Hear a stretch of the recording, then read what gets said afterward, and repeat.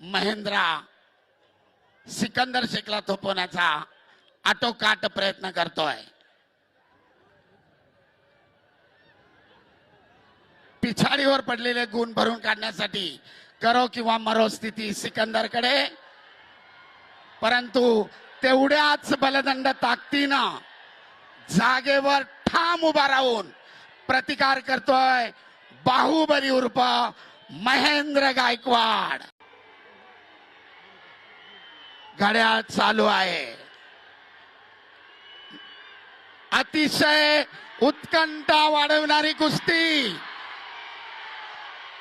बोल बजरंग बली की, छत्रपती शिवाजी महाराज की.